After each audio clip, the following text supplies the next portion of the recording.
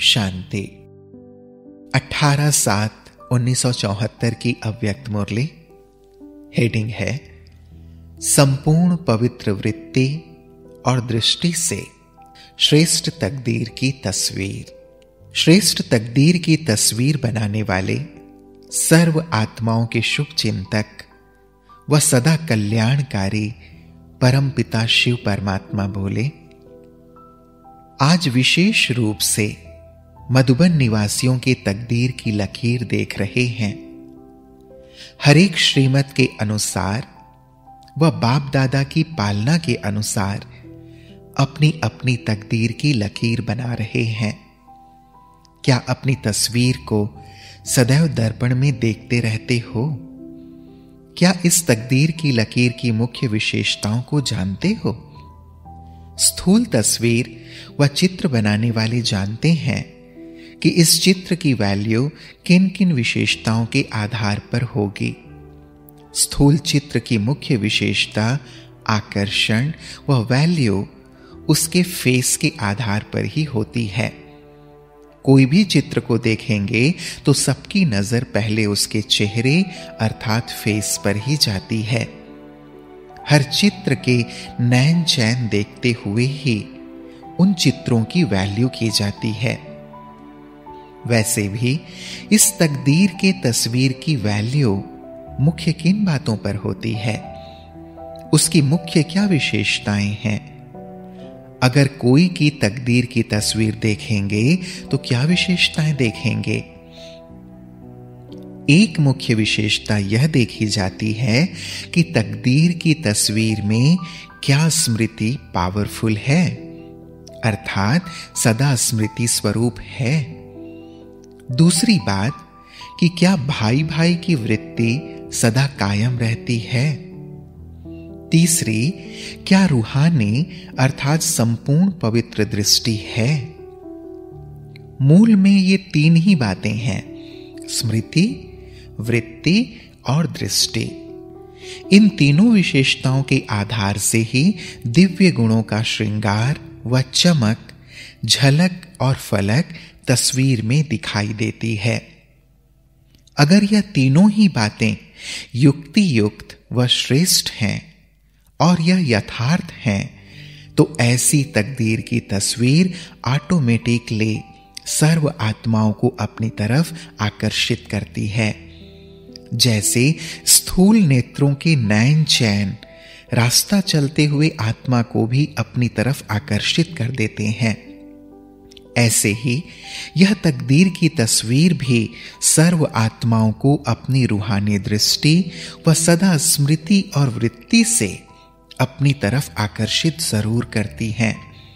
जैसे स्थूल चित्र देहधारी बनाने में अर्थात देह अभिमान में लाने के निमित्त बन जाते हैं, ना चाहते हुए भी आकर्षित करते हैं। कच्चे ब्राह्मणों को व देही अभिमानी बनने के पुरुषार्थियों को भी आकर्षित कर देह अभिमानी बना देते हैं, जो ही फिर कंप्लेन करते हैं कि रास्ता चलते चैतन्य चित्र व जड़ चित्र देखते हुए आत्म अभिमानी से देह अभिमानी बन जाते हैं। ऐसे ही जब रूहानी चित्र व तस्वीर आकर्षण में बनावेंगे तो अनेक आत्माएं चलते फिरते भी देह अभिमानी से निकल देही अभिमानी बन जावेंगी। जब स्थूल चित्रों में इतनी आकर्षण है तो क्या आप रूहानी चैतन्य चित्रों में इतनी रूहानी आकर्षण नहीं है? अब यही चेक करना है कि मेरी तस्वीर व चित्र कहां तक आकर्षण मूर्त बना है। इस रूहानी चित्र में अगर इन तीन विशेष बातों में से एक की भी कमी है तो वह वैल्यूएबल नहीं गिना जाएगा। जैसे स्थूल चित्रों में भी आंख, नाक व कान आदि आदि कोई भी एक चीज यथार्थ नहीं होती है तो चित्र की वैल्यू कम हो जाती है। चाहे सारा चित्र कितना ही सुंदर हो, लेकिन मुख्य फेस में अगर थोड़ी सी भी कमी रहती है तो चित्र बेकार हो जाता है या फिर उसकी वैल्यू आधी हो जाती है। ऐसे ही यहां भी इन 3 विशेषताओं में से एक की भी कमी है तो प्रारब्ध व प्राप्ति के समय में से आधा समय कम हो जाता है, अर्थात 16 कला से 14 कला हो जाने से आधी वैल्यू हो गई ना। इसलिए इन तीनों ही बातों की हर समय चेकिंग चाहिए। अच्छा, तो क्या ऐसी चेकिंग करते हो? क्या चेकिंग का यंत्र जानते हो? यंत्र द्वारा ही तो चेकिंग करेंगे ना। वह कौन सा यंत्र है कि जिससे अपने को चेक कर सको? यंत्र है बुद्धि। लेकिन दिव्य बुद्धि का नेत्र ब्राह्मण बनते ही दे देते हैं। जैसे ऐसे कई लौकिक कुल होते हैं जहां जन्म लेने से ही युद्ध में व हिंसा में प्रवीण बनाने के लिए बचपन से ही तलवार के बजाय चाकू व लाठी चलाना सिखलाते हैं, जिससे कि उनको अपने शूरवीर कुल की स्मृति रहे। बाप दादा भी हर ब्राह्मण को माया के वार से बचने के लिए व माया को परखने के लिए यह दिव्य बुद्धि का नेत्र देते हैं। लेकिन दिव्य बुद्धि के बजाय जब साधारण लौकिक बुद्धि वाले बन जाते हैं तब माया को परख नहीं सकते, वह माया के वार से बच नहीं सकते, वह अपनी चेकिंग नहीं कर सकते। पहले यह देखो कि क्या अपना दिव्य बुद्धि रूपी नेत्र अपने पास कायम है। कहीं दिव्य बुद्धि रूपी नेत्र पर माया के संग दोष व वातावरण का प्रभावशाली जंग तो नहीं लग रहा है, वह कोई डिफेक्ट तो नहीं कर रहा है। अपनी ऐसी श्रेष्ठ तस्वीर बनाने के लिए मुख्य 3 विशेषताओं को भरने के लिए 3 शब्द याद रखो। पहला, निर्वाण स्थिति में होना है। दूसरा, निर्माण बनना है। और तीसरा, निर्माण करना है। निर्वाण, निर्माण और निर्माण अर्थात मान से परे, यह 3 शब्द स्मृति में रखो तो तकदीर की तस्वीर आकर्षण में बन जाएगी। चलते चलते इन 3 बातों की कमी हो जाती है। निर्वाण स्थिति में कम रहते हैं, वाणी में सहज और रुचि से आते हैं। जितनी वाणी से लगन है उतनी वाणी से परे स्थिति में स्थित होने की लगन व रस कम अनुभव करते हो। निर्माण बनने के बजाय अनेक प्रकार के मान देह का व पोजीशन का, गुणों का, सेवा का, सफलता का व अनेक प्रकार के मान सहज स्वीकार कर लेते हो और स्वीकार करने की इच्छा में रहते हो। आप मान के जिज्ञासु हो, इसलिए स्वमान का कोर्स अभी तक समाप्त नहीं कर सके हो। जब यह जिज्ञासु रूप समाप्त होता है तब ही स्वमान की स्थिति स्वतः और सदा रहती है। मान स्वमान को भुला देता है। ऐसे ही नव निर्माण करने के बजाय या कंस्ट्रक्शन के बजाय डिस्ट्रक्शन कर देते हो, अर्थात नव निर्माण के बजाय कभी कभी कोई की स्थिति को नीचे गिराने के निमित्त बन जाते हो। सदैव हर कर्म में व हर संकल्प में चेक करो कि यह संकल्प, बोल व कर्म क्या नव निर्माण के निमित्त हैं।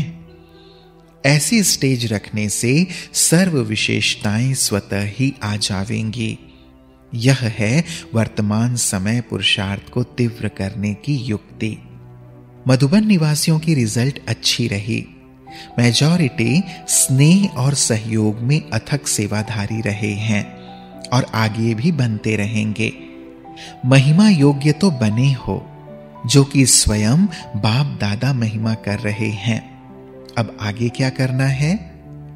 मधुबन निवासियों को और सब आत्माओं को विशेष व्रत लेना चाहिए। कौन सा व्रत? यही लेना है कि हम सब एक मत, एक ही श्रेष्ठ वृत्ति, एक ही रूहानी दृष्टि और एक रस अवस्था में एक दो के सहयोगी बन शुभ चिंतक बन शुभ भावना और शुभ कामना रखते हुए और अनेक संस्कार होते हुए भी एक बाप समान सतो प्रधान संस्कार और स्व के भाव में रहने वाला स्वभाव बनाने का किला मजबूत बनावेंगे। यह है व्रत। क्या स्वयं के प्रति व सर्व आत्माओं के प्रति यह व्रत लेने की हिम्मत है? स्वयं के प्रति तो प्रवृत्ति में रहने वाले और वातावरण में रहने वाले भी करते हैं। मधुबन निवासियों में न सिर्फ स्वयं के प्रति साथ ही संगठन के प्रति भी व्रत लेने की हिम्मत चाहिए। यही मधुबन वरदान भूमि की विशेषता है। समझा?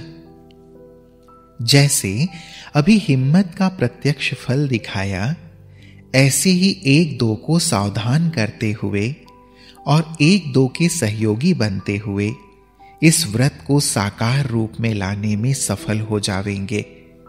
जैसे और जोन वालों को अपनी अपनी विशेष सर्विस का सबूत देने के लिए सुनाया है, वैसे ही मधुबन निवासियों को भी इस बात का सबूत देना है। इस आधार पर ही जनवरी में प्राइज मिलेगी। इतने समय में सबूत देना मुश्किल है क्या? साकार रूप द्वारा व अव्यक्त रूप द्वारा शिक्षा और स्नेह की पालना कितने समय ली है? पालना लेने के बाद अन्य आत्माओं की पालना करने के निमित्त बन जाते हैं। क्या ऐसी पालना करने के निमित्त बने हो या अभी तक लेने वाले ही हो? अभी तो पुरानों को आने वाले नए बच्चों की पालना करनी चाहिए, अर्थात अपने शिक्षा स्वरूप द्वारा और स्नेह द्वारा उनको आगे बढ़ाने में सहयोगी बनना है और इस कार्य में दिन रात बिजी रहना चाहिए।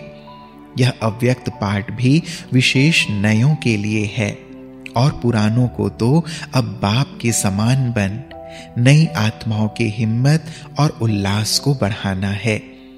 जैसे बाप दादा ने बच्चों को अपने से भी आगे रखते हुए अपने से भी ऊंच बनाया, ऐसे ही पुरानों का कार्य है नयों को अपने से भी आगे बढ़ाने का सबूत दिखाना व सर्व शिक्षाओं को साकार स्वरूप में दिखाना है। पालना का प्रैक्टिकल रूप रिटर्न रूप में देना है। अच्छा, ऐसे सपूत बच्चे अपनी तकदीर की तस्वीर अपनी धारणाओं द्वारा दिखलाने वाले, सदा मूल मंत्र और यंत्र को कर्तव्य में लाने वाले, बाप दादा के समान हर सेकेंड और संकल्प सर्व आत्माओं के कल्याण के प्रति लगाने वाले, सदा स्व के भाव में रहने वाले, बाप दादा समान श्रेष्ठ संस्कार अर्थात अनादि और आदि संस्कारों को प्रत्यक्ष रूप में लाने वाले, हर संकल्प और हर समय को सफल बनाने वाले सफलता मूर्त सितारों को बाप दादा का याद प्यार और नमस्ते। हम बच्चों का भी प्राणेश्वर बाप दादा को याद प्यार और नमस्ते नमस्ते नमस्ते। शुक्रिया बाबा, शुक्रिया। ओम शांति।